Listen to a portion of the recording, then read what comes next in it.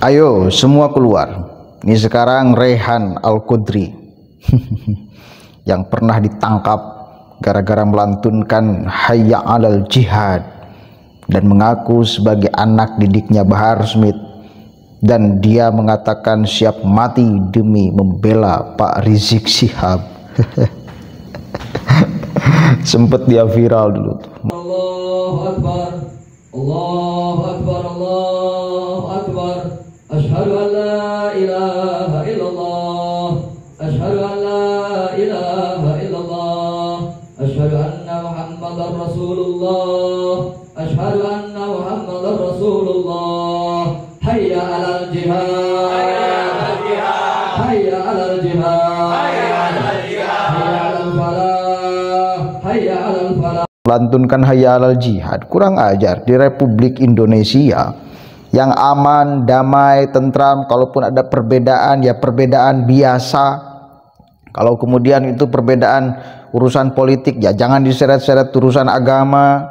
Yang mereka biasa menyeret urusan politik dalam urusan agama, dikira masyarakat Indonesia bodoh semua.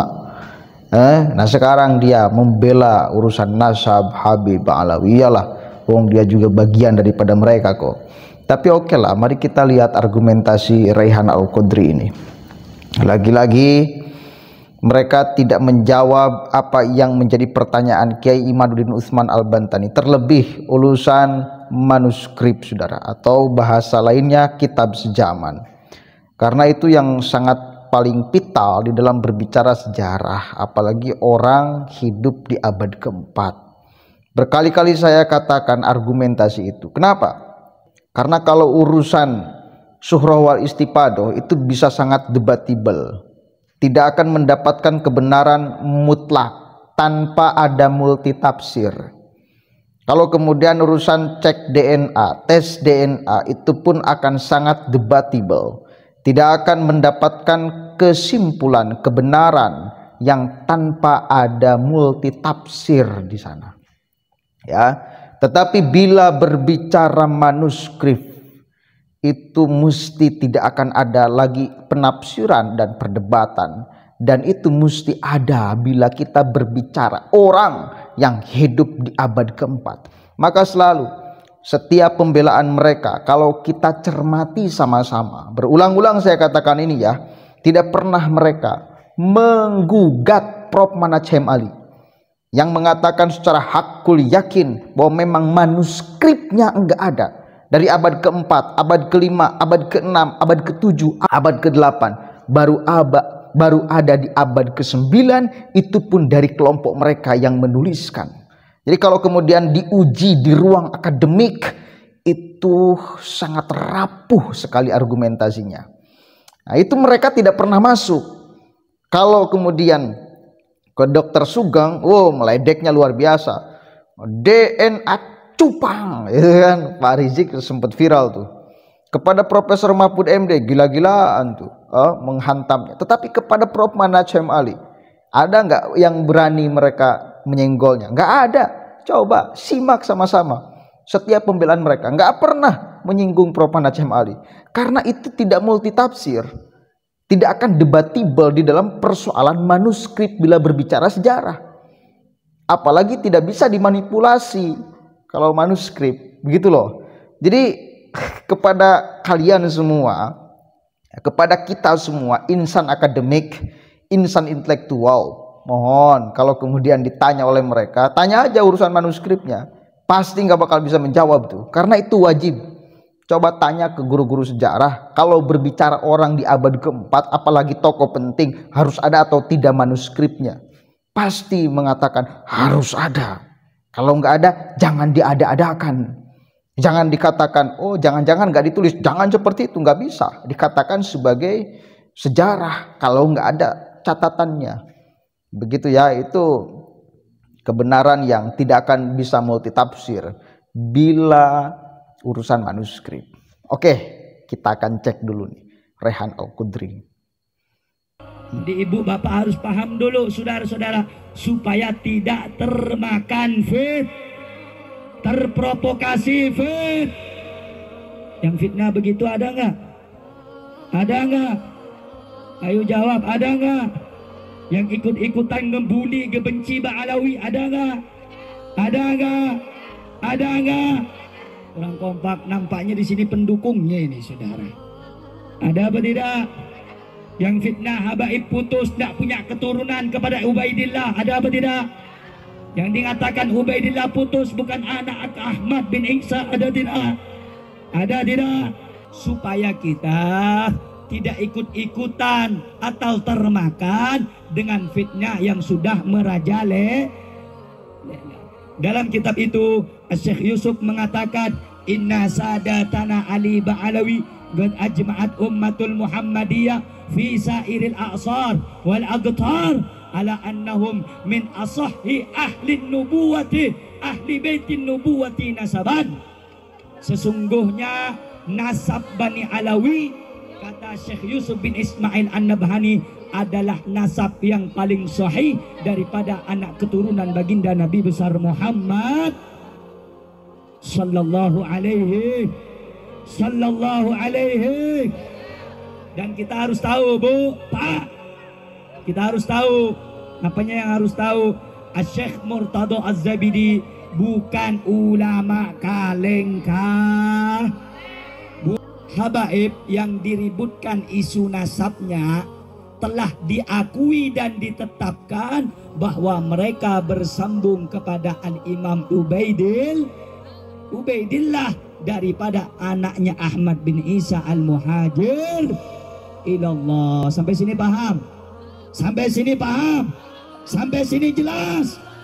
Berarti Imam Ubaidillah itu betul ada apa tidak ada? Ada apa tidak ada? Ada apa tidak ada? Siapa yang menyatakan ulama ahlina?